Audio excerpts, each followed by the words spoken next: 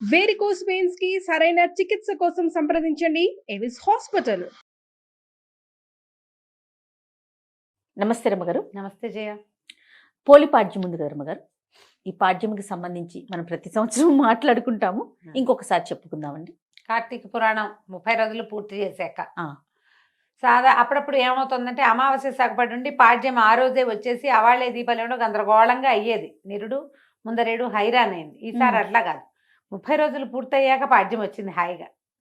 పోలి పాడ్యమి 30 రోజులు దీపారాధన చేసేసి అమావాస్య నాడు కూడా దీపారాధన చేసుకున్నాక పాడ్యమి నాడు అంటే మార్గశిర శుద్ధ పాడ్యమి రోజున జ్వాలా తోరణంలాగా, అంటే ఈ పైనండే తోరణం కాకుండా దీపమాలికల్ని నీళ్లలో వదిలిపెట్టడం. ఓహో, నీటిలో వదులుతారు. అమావాస్య నాడే వదిలేవాళ్ళు బోళ్ళంత మంది కనపడతారమ్మా. అమావాస్య నాడు దీపాలు వదిలేసి పోలిపాడ్యమి నాడు కూడా దీపాలు వదిలేవాళ్ళు ఇంకొంతమంది కనిపిస్తారు. మీరు అమావాస్య నాడో పాడ్యమి నాడు ఏ రోజు కుదిరితే ఆ రోజు ప్రవాహంలో వదలాలి. మన ఇంట్లోనే టబ్బు పెట్టుకుని టబ్బులో దీపాలు సూక్ష్మంలో మోక్షం అని చేస్తారు. కానీ ఏమో దానికోసం ప్రత్యేకంగా ఎక్కడైనా పరివాహక జలాలు ఉంటే అక్కడికి వెళ్ళండి.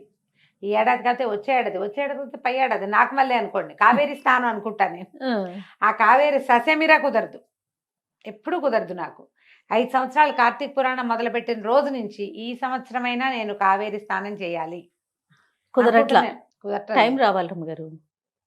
రంగనాథుడు పిలవాలి మన్ని, అంతే కదా. ఆయన ఎప్పుడు పిలుస్తాడో చూడాలి. పిలిస్తే కావేరి స్నానం చేయటం. నదీ స్నానం నీళ్ళలో ఇంకేం చేసాం, సూక్ష్మంలో మోక్షం అని మన దగ్గరే ఒక టబ్బు ఏదో పెట్టుకుని ఆ టబ్బులోని దీపాలు వదిలి పెడతారు. ఈ అరటి డిప్పల్ని, అరటి దొన్నెలు ఉంటాయి కదా మన కాండం తాలూకు దొన్నె, దాంట్లో ఏదైనా పదునైన చిన్న క్యాప్ తోటి ఇట్లా చేస్తే గుండ్రంగా లేచి వస్తుంది. అవును. ఈ గ్యాపుల్లో ఆవు నెత్తుతో ముంచిన కుంభవత్తుల్ని, పువ్వొత్తులు అంటాం కదా, అవును, వాటిని పెట్టి వెలిగించి నీళ్ళల్లో వదిలిపెట్టి దండం పెట్టుకోవటం. ఆ దీపానికి ఒక బొట్టు కాటుగా పెట్టడం, కాటుక పసుపు బొట్టు పెట్టడం, 2 అక్షింతలు 2 పువ్వులు పెట్టి నీటిలో వదిలిపెట్టడం. ఈ పోలి పాడ్యమికి ప్రత్యేకంగా పోలి స్వర్గారోహణ కథ చెప్తారు. అవునండి. ఈ పోలి స్వర్గారోహణ కథ ఎందుకు చెప్పబడుతుందో విన్నాం. ముందు మనం మాయలో చిక్కుకుని ఉంటాం జయ. దేవుడని, పూజని, పునస్కారం అని, ఇది మంచి రోజులని, ఇది నదీ స్నానం అని యావగా ఉంటుంది ఎవరికైనా, అందరికీ ఉంటుంది. దాంతోపాటు సంసార తాపత్రయం ఒకటి ఉంటుంది. ఇల్లని, వాకిలని, పొయ్యి మీద పాలని, పిల్లల స్కూల్ అని, మొగుడు క్యాంప్ అని, మధ్యలో మగవాళ్ళ తాలూకు వాంటింగ్స్ అని అన్నీ ఉంటాయి. మగవాళ్ళకి ఉంటాయి, ఆడవాళ్ళకి ఉంటాయి. వీటితో పాటు వాళ్ళు కొత్త చీర కట్టుకున్నారు, వీళ్ళు ముత్యాలు నగేసుకున్నారు, వాళ్ళు పువ్వులు బోళ్ళని చేశారు, వాళ్ళు బ్రహ్మాండంగా చేసుకున్నారు, వాళ్ళు 100 దీపాలు వెలిగించారు, నేను 10 వెలిగించా. ఈ చింతలు కూడా ఉంటాయి. మాయలో చిక్కుకుపోయి ఉంటాం. ఓకే. ఒక్కరోజైనా ఈ కార్తీకం 30 రోజుల్లో కనీసం ఆఖరి రోజైనా మాయని తొలగించుకుని భగవంతుడి పైన ఆయన మీద తదేక దృష్టితోటి భగవదారాధన మాత్రమే చేయటానికైనా ఈ రోజును వాడుకోండి అని చెప్పడానికే ఈ పాడ్యమిని కలిపారు ఇందులో. మనకి ఈ తాపత్రయాలు లేని వాళ్ళు ఎవరుంటారో ఒకళ్ళ పేరు చెప్పు. అస్సలు మనం కూడా లేమండి. ఎంత ప్రవచనాలు చెప్పినా, కార్తీక పురాణం చెప్పినా అన్యమనస్కంగా ఉంటుంది మనసు. అంతే. అలా సంసారమాయ విష్ణుమాయలో చిక్కుకునే ఉంటాం మనం. మాయని తొలగదీసుకుని అసలు రహస్యాన్ని, అసలు విషయాన్ని, చిదంబర రహస్యాన్ని తెలుసుకోగలిగటమే కష్టము. దానికోసం ఏటా వచ్చే కార్తీక మాసము దాని పక్కనే పోలిపాడ్యమి వస్తుంది. 30 రోజులు ఏదో రకంగా ఏడ్చావు, ఈ ఒక్కరోజునే సజావైగా ఏడవండి అని చెప్పటం అన్నమాట. ఎలాగోలా చేసాం. పొద్దున్నే రోజు లేస్తూ పక్కనున్న వాళ్ళు విసుక్కుని, పిల్లలు విసుక్కుని, మనకే అబ్బా చేత కావట్లేదు దేవుడా, కార్తీక మాసం ఇంకా ఎన్నాళ్ళు ఉంది అని డేట్లు లెక్క పెట్టుకుని చేయము. అవునండి. అమ్మో ఇంత చల్లగా ఉన్నాయి, వాచ్మెన్ చచ్చిన వాడు ఇలా చేశాడని ఆయన ఎవరో తిట్టడం, మనం తిట్టుకుంటాం. వేడి నీళ్ళు పోసుకోలేకపోతున్నాను, బాధగా ఉంటుంది. చన్నీళ్ళు పోసుకోలేకపోతాం. గుడికి వాళ్ళు ఎవరైనా ముందు వెళ్ళిపోతారేమో అనిపిస్తుంది. ఎవరో ముందొచ్చి దీపాలు పెట్టేసారు, దొంగ మహాలు నిద్రపోవో ఏమిటో ఇవి అని వాళ్ళెవరినో తిడతాం. ఇంతే. ఇవేవీ లేకుండా నిర్మల చిత్తంతో భగవంతుణ్ణి ఈ ఆఖరి దీపంతో ఆరాధించండి. కార్తీక దామోదర ప్రీత్యర్థం. పోలి కథ కూడా మాయకి సంబంధించిన కథే చెప్తారు. కృష్ణా జిల్లాలో, కృష్ణా తీరంలో, నదీ తీరం బాదర అనే ఒక గ్రామం ఉండేదట. ఈ బాదర గ్రామంలో పోతడు అనే ఒక చాకలి ఆయన గురించి చెప్తారు. ఆయనకి మాలి అనే ఒక భార్య, 4 కుమారులు ఉన్నారు. పోతడు మంచివాడు, ఊరి వాళ్ళ బట్టలందరి మురికి పోగొట్టేవాడు, కానీ తన ఇంట్లో పేరుకుంటున్న మురికిని పోగొట్టలేకపోయాడు. తన భార్య మహాగయ్యాళి ఆ మాలి. ఈవిడ 4 కుమారులకి వివాహాలు చేశారు సరైన సమయంలోనే. పిల్లలు కాస్త యుక్త వయసుకు లేక పెళ్ళిళ్ళు చేస్తే మొదటి 3 కోడళ్ళు గయ్యాళి వాళ్ళే అత్తగారిలాగా ఒకళ్ళ మీద ఒకళ్ళకి చెప్పుకుంటూ ఉండటము, డివైడ్ అండ్ రూల్ చేయటము, నువ్వెంతని నేనెంతని మాట్లాడుకోవటాలు ఇవన్నీ ఉన్నాయి. ఆఖరి కోడలైన పోలి చాలా బుద్ధిమంతురాలు, భగవంతుడి మీద చిత్తను నిలపగలిగేది, భర్తతో ప్రేమగా ఆపేక్షగా, వివాహితకి భర్తే దైవం లాంటి భావాల్లో ఉండేది.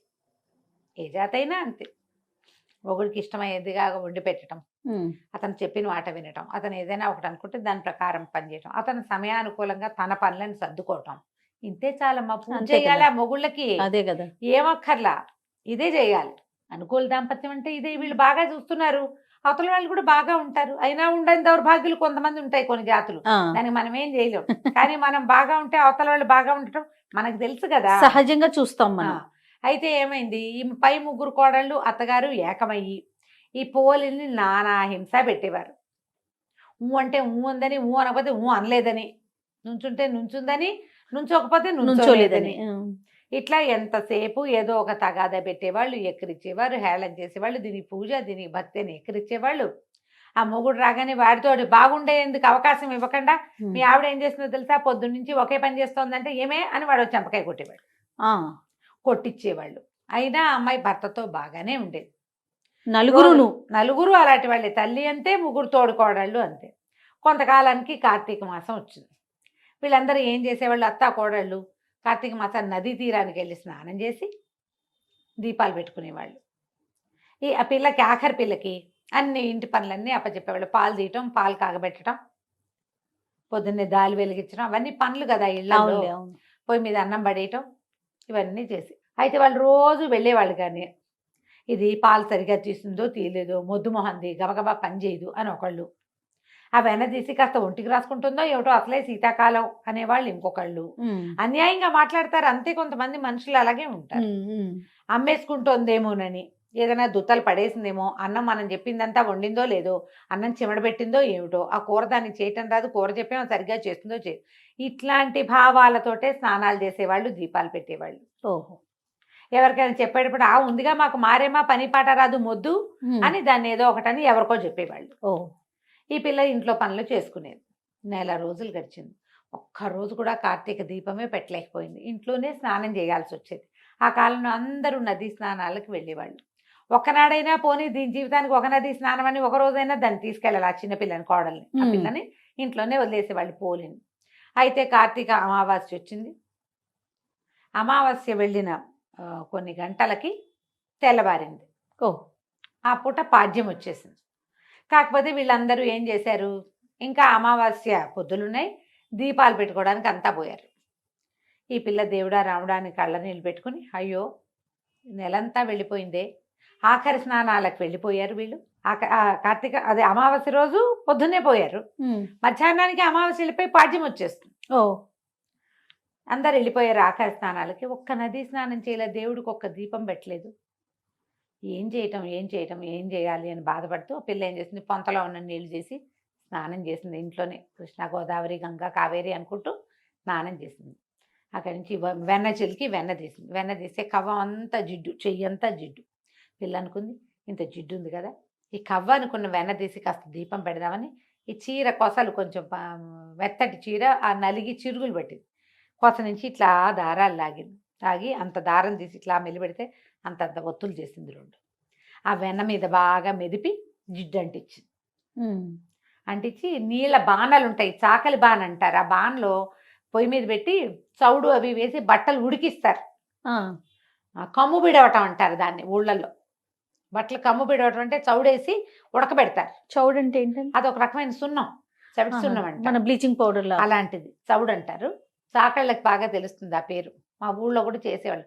కమ్ము పిడిచి తేవడం, పంచెలు అవి కమ్ము పిడిచేవాళ్ళు. పంచెల్ని బాగా వేసి ఉడికిస్తే గాళ్ళల్లో ఉన్న మురికంతపై తెల్లగా వచ్చేవి బట్టలు, కర్రకర్రలాడుతూ ఉంటాయి అన్నమాట, చక్కగా ఫెల్ఫెల్లాడుతూ బట్టలు. ఆ బాణలో ఆ దీపం వదిలిపెట్టింది.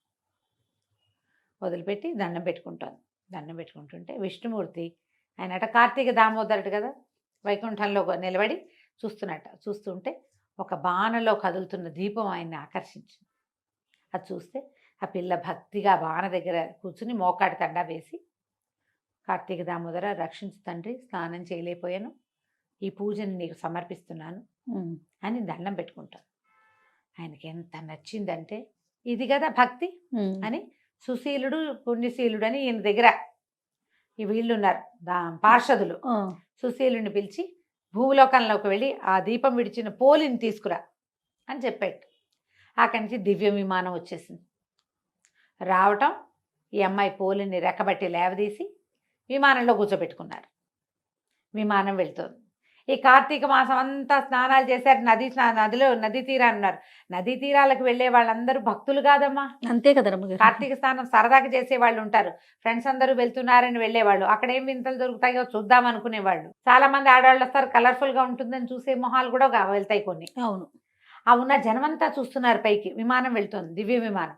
ఆ లోపల కూర్చున్న పాచీర కట్టుకుని ఉన్న పోలిని అప్సరోగణం సేవిస్తున్నారు, వింజామరలు విసురుతున్నారు. అందరే పోలి పోలి పోతాడు కోడలు, ఆఖరి పిల్ల పోలి స్వర్గారోహణ వెళ్ళిపోతుందని విమానం ఎక్కుతుందంటే కోడళ్ళు ఆశ్చర్యపోయారు. అయ్యి బాబా ఇది వెళ్ళిపోతుందని పరిగెత్తుకుంటూ వెళ్ళి అత్తగారు వెళ్ళి పోలి కాళ్ళు పట్టుకుంటారు. ఆ పోలి కాళ్ళు వేళ్లాడేసుకుని కూర్చుందిట విమానంలో ఓ బయటకి. కాళ్ళు పట్టుకుంది. అత్తగారి కాళ్ళు పెద్ద కోడలు, పెద్ద కోడలి కాళ్ళని రెండో కోడలి కాళ్ళని మూడో కోడలు పుచ్చుకుని వేళ్లాడుతూ వెళ్ళారు. అక్కడ కూడా వదల పైకి వెళ్ళేసరికల్లా ఆ సుశీలుడు అన్నట్ట, మీరెవరు, మీకు మాతో పాటు వచ్చే అర్హత లేదు, పొండి వదిలేయండి చేతులు అన్నట్టు. అనేసరికి అత్తగారు అందట, ఇది నా కోడలు, నా చిన్న కోడలికి నీతో పాటు విమానం ఎక్కే అర్హత వస్తే మాకు రాదా, మమ్మల్ని కూడా తీసుకెళ్ళు అన్నదిట. అనేసరికి సుశీలుడు అన్నట్ట, నదీ స్నానం చేస్తూ కూడా కోడల్ని శాపనార్థాలు పెట్టావు కదా నువ్వు, దీపం పెడుతూ ఒక మంచి ముక్కాడేవా, దీపాలు పెడుతూ ఇతరులతో మాట్లాడారు, కుండేలు చెప్పారు, నేరారోపణ చేశారు, ఇతరుల తప్పులని ఎవరికైనా చెప్పేవాళ్ళు, తప్పులని క్షమించలేని వాళ్ళు, దీపారాధన చేస్తూ మాట్లాడేవాళ్ళు, నదీ స్నానం చేస్తూ కుండేలు చెప్పే వాళ్ళకి స్వర్గార్హత లేదు అని చెప్పి లోపల ఒక కత్తి తీసి ఆ చేతుల మీద కొట్టేసేట, ఆ మాలి చేతి మీద కొట్టేశారు. వాళ్ళకే నడుచు అత్తగారు కాళ్ళు వదిలేసింది కోడలివి, మొత్తం అందరూ పడిపోయారు కిందకి. గుంపంతా కింద పడిపోయింది. జనాలంతా చూస్తూ ఉండగానే ఎత్తి తడుముకున్నారు. వీళ్ళు లేచి పోలిని మాత్రం చక్కగా స్వర్గారోహణ చేయించేశారు. ఆ అమ్మాయి సశరీరంగానే విష్ణు సాయుధ్యాన్ని పొందింది. ఈ కథను చెప్పుకుని నీళ్ళలో దీపాలు విడిచిపెట్టండి. దీనికి ముందు ఏం పూజ చేయాలి అందరూ అడుగుతారు.